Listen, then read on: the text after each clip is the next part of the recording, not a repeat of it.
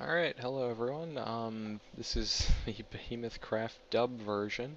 We'll be going over the changes in patch 2.0. And yes, so this is dub because I recorded it with its sound.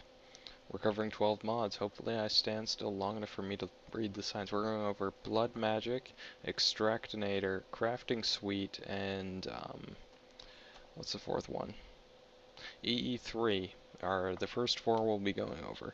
Now, as you can see, I have a habit of looking around rapidly, and that's going to annoy you all video, probably.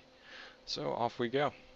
Now, the first one is Blood Magic. This is the Blood Altar. Now, basically, the Blood Altar, you take the little knife that... Take the knife. Okay, yeah, we're going to show you the Blood Altar recipe. There you go. It's got a diamond, some gold, some stone, furnace. There you go. And there you go. We got the stone knife here. We're going to show you the recipe.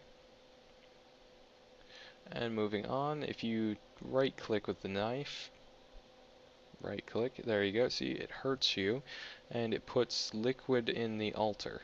Now, the altar can be used to put items inside of it to upgrade into items mainly specific to the mod themselves, such as the diamond that I just put in.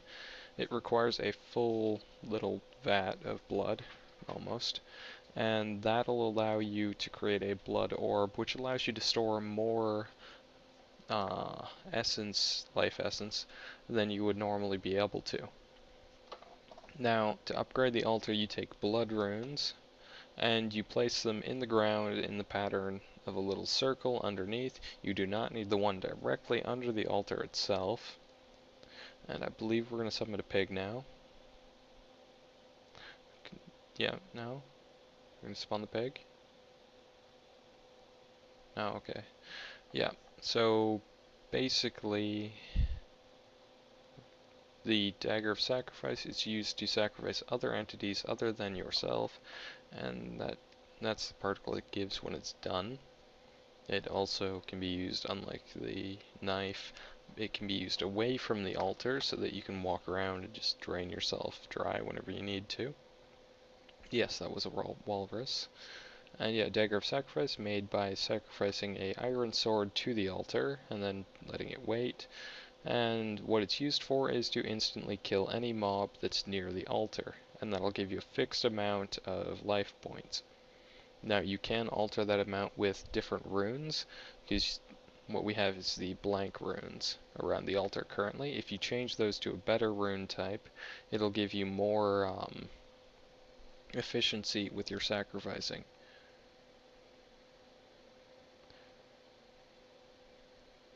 Yeah, a lot of staring at the altar, a lot of me talking, looking at signs, putting things in a chest. That's right, I'm looking at a blood altar. That is indeed a villager over there. I was going to sacrifice him to the altar, but he ran away. Let's see, you can also use the LP, which is the point of... Okay, we're on to the extractination apparently. I wasted too much time. Okay, so this system cannot be automated, which I'm going to show you by turning on an automated system that should have worked with it but does not. So yeah, so what you do is you make the extractinator cores, you put them in there, you use obsidian, that's an iron block in the middle, and that's some cobblestone, and basically, yeah. So that's what you do. And you make this, it's 8 extractinator frames and 1 of the cobblestone, netherrack, or gravel specialized ones. And to activate it, you just have to right click with your cobblestone, gravel, or netherrack in hand, and it gives you something else. It's usually gravel with the cobble one. I don't know what gravel gives if you put it in the gravel one, but yeah, it's not gravel. It's probably cobblestone, actually. That would make sense. Anyway, as you can see, you can only do this manually by hand, so you can't use an automated system for this at all, which makes it more of an early game thing and less of a late game thing. So that's quite an interesting thing. It gives you gold, lapis, diamonds, emeralds, iron, basically little tidbits of rare materials. Now, it usually takes 9 of these little tidbits to actually make a normal bar, or gem, depending. As you can see, we're now putting the stuff back in the chest, which means we're on to the next one, which is Crafting Suite. Now, Crafting Suite is interesting because it's like project tables. Because it is project tables. Now, you need the modifier, which is what I showed you the recipe of earlier. And you need to make a storage matrix, I believe they're called, or storage modifier actually. Now you can use carpet to decorate your table when you make it, and you can use any wood and it will keep the texture of the wood. So as you can see, we get a pink crafting table, and then if we take that orange carpet we can put it on the top. Now it does a nice little animation, and when the animation is done, that little spinny gray thing will stop. And there you go, and you just pop it out, and you can place it down anywhere, or you can modify it further. Now what we're going to do is we're going to pop it back in. Okay, now we're going to put it down, show it to you. As you can see, it's got the bottom thing like a project table, so you can store stuff in it. And if we put the plan modifier in, let it run. Now these are blank plans. You're probably familiar with plans, and basically you take the plan and you put it on the left side there, and then you put in whatever you want the recipe to be. And then you press that little button, and that gives you a plan. If you put that in there, then you can get rid of those. You can use that little arrow to pull stuff out of the table. And there you go. So yeah, that's how plans work. And we're going to move on to the next mod, which is EE3. Now EE3 is currently still only the minium stone. It doesn't actually have the philosopher's stone or any of the big automated stuff. So there's multiple recipes, all the normal ones for converting materials around. So that's all nice and functional. It gives your lapis lazuli a value of 8 coal each, or what would it be? I believe it'd be 64 redstone per lapis, which is quite nice. Not 64, 16. 64 would be quite unreasonable. Now we're going to move on to rotary craft. Or maybe we're going to keep looking at the EV3 sign. That could be what we're doing. Remember, this is a dub, so yeah. This is the rotary craft chest. As you can see, I have a wrench, which I'm not going to use for anything. I'm just going to have a wrench just to show you I have a wrench. Now, if you take, this is a blast furnace. It heats up via the lava. The coal itself is not a fuel. The coal is used for the carbon. Now, as you can see, it makes HSLA steel, 9 at a time with the heat, and this is only used for rotary craft items, unfortunately. You cannot use that steel for other mods. And yes, I just looked at a bedrock ingot. Anyway, so as we can continue on, we're going to take half of that gunpowder because I want it. I want to blow everything up. Now this is a DC engine. It's the equivalent of a redstone engine, only it rotates. So this block that it's hooked to is a shaft, and it doesn't shut off because it takes a little while to turn itself off. Anyway, and so the shaft gives transmission to that fan, which can be used to blow items across the ground. Now this is a hydrokinetic engine, which it needs to be under a waterfall. The further the water falls, the faster and stronger the force it produces, up to a maximum of 64 blocks. And you can transmit it through, these are gear bevels around it. Yeah, it's a gear bevel. And that's used to turn the rotational power. And I'm apparently stuck in a hole because I'm, terrible at this. Look, I got some dirt. I got myself out of the hole. I got hit by the fan. Okay, there we go.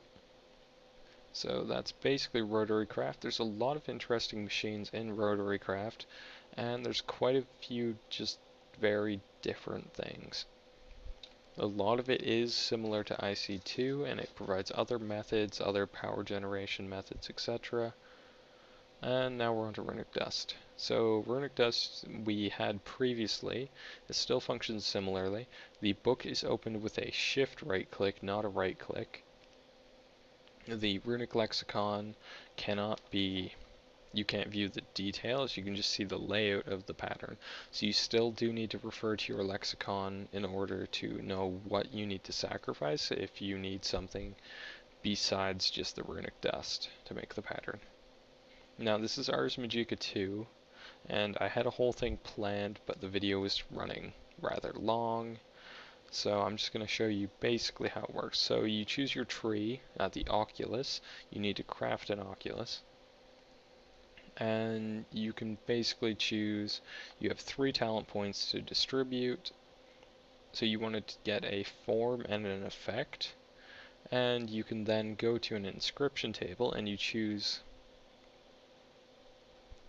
both a form such as touch or beam or projectile, and then you choose some kind of effect such as physical damage, flaming damage, dig, etc. for your spell, and you pop a book into the one slot. You then take the book after you've inscribed the spell onto it and put it into the lectern, and the lectern will then, after you sacrifice a blank rune to that glowstone block in the middle,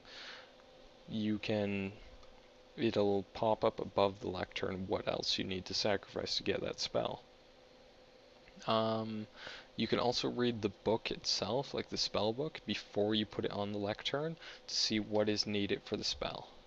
I advise gathering those materials before putting it on the lectern, as if you can only gather, say you're missing a snowball for your projectile spell, and you need to go back and get that, and the Arcane Compendium is important, I'll get back to that in a second. If you're missing that snowball and you log off and the server goes down, all your progress towards building that spell will be lost. So Arcane Compendium, this is Traincraft. There's just 2 IC2 generators, a water wheel and a windmill. Useful. Yeah, so the Arcane Compendium for Ars Magica 2 is a dungeon loot item. So you need to find that before you can do anything in Ars Magica. That book is highly useful and gives you lots of information. These basically go over some of the Tinker's Construct stuff, such as how it works, building various things, ore berries, which are useful. They're a farmable resource that gives you ore. They need to be farmed in a dark cave, and they're quite useful. They don't produce much resource, you'd need a ton of them to actually be able to live off them, but it is a nice little boost. Or say if you've just never found copper in your life, but you found a copper ore berry bush, at least you can get by with just that. Now this is the smeltery, and I'll come back to it. It's quite nice. It basically allows you to put large amounts of ore in, and it'll instead give you liquid metal, which you can pour into a casting bin on these faucets on the right here, which will create blocks of metal. Now this is the stencil table. You use it to create patterns for your tools, and I believe we're going to make a hatchet and an axe head and a shovel head, and we're going to take those and we're going to put them in the pattern chest, which as you can see is next to the part builder. And if you take the part builder stuff, I forgot I have to go and get some cobble. Give me a second, because HSL steel is not something that works. Yay, cobble. So we take the cobble, put it there, we can make a stone axe head, pop that out, put the shovel pattern in, and that gives us a shovel head. And we then take, I'm going to have to go back. Yeah, see, on the left side, those are the tools you can make, and if you basically just select those, then you can see what's needed for each tool.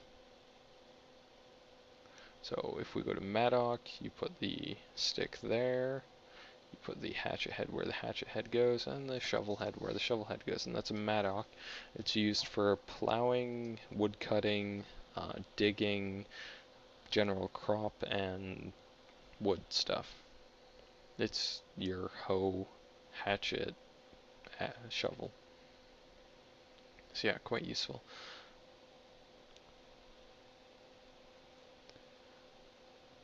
And I'm apparently going to, I forgot about this part.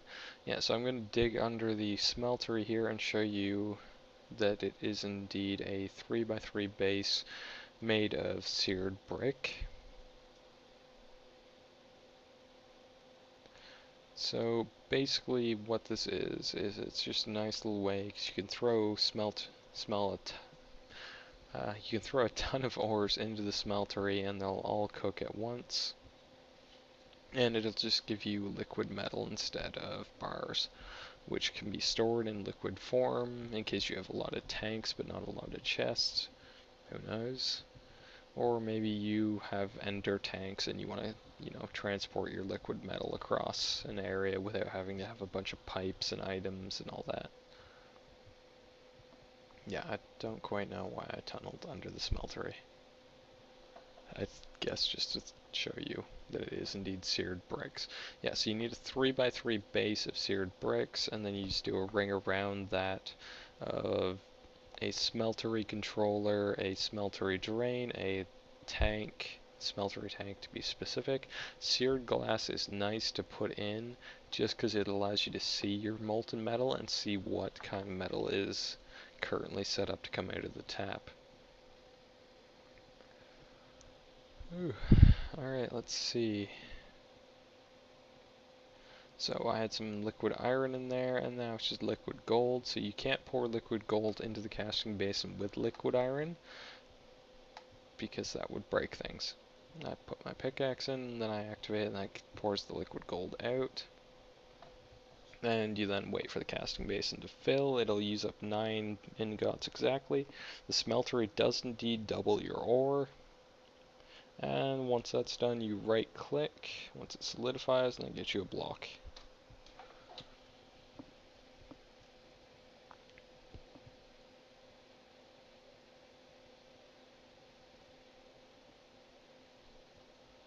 So yeah, quite useful. You can use a hopper underneath to pull the gold blocks or whatever blocks you're smelting out, and you can apply a redstone signal to the faucet to,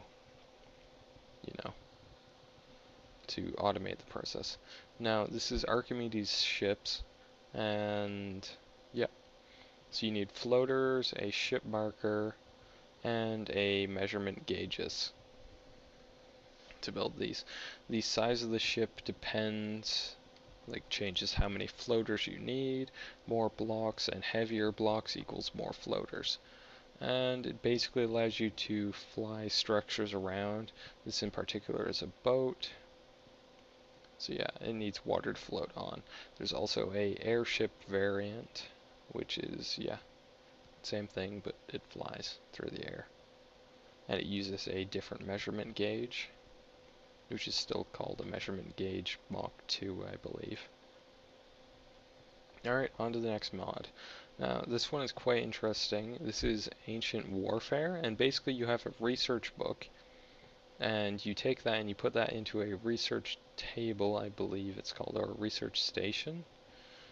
Oh, right, we have to talk about the ender tanks. Never mind. So yeah, you put it in your research station. Stop looking at the fishermen.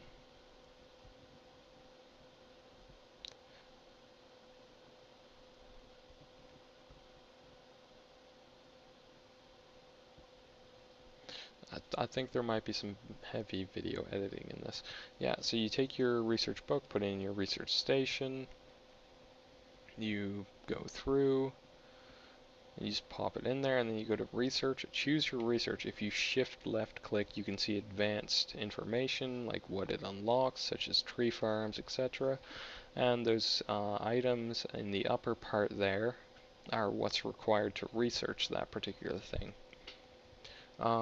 You can do things, this mod allows you to create various things including catapults, workers, buildings, etc.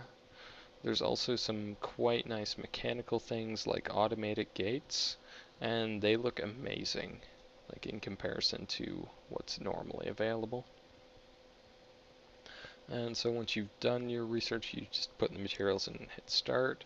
Then you can go over to the next, which is the engineering station, and depending on what research you've done, you can build different things, such as this fishing station.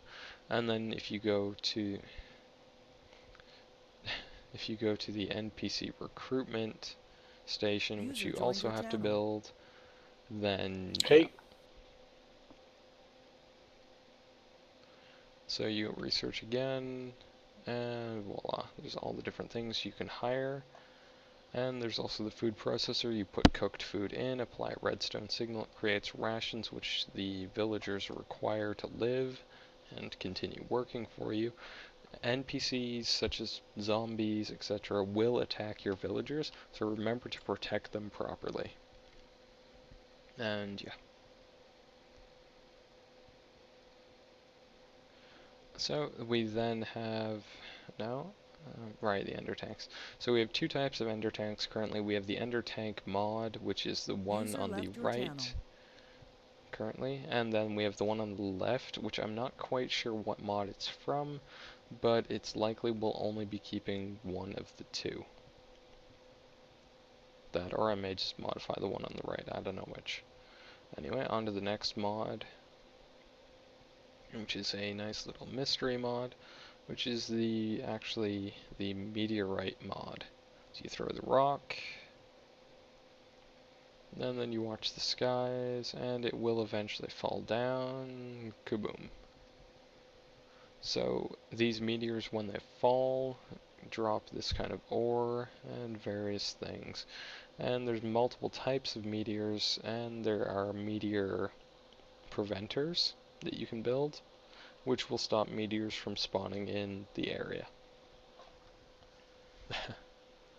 And now we're just going to go explode something, so I'll leave it at that.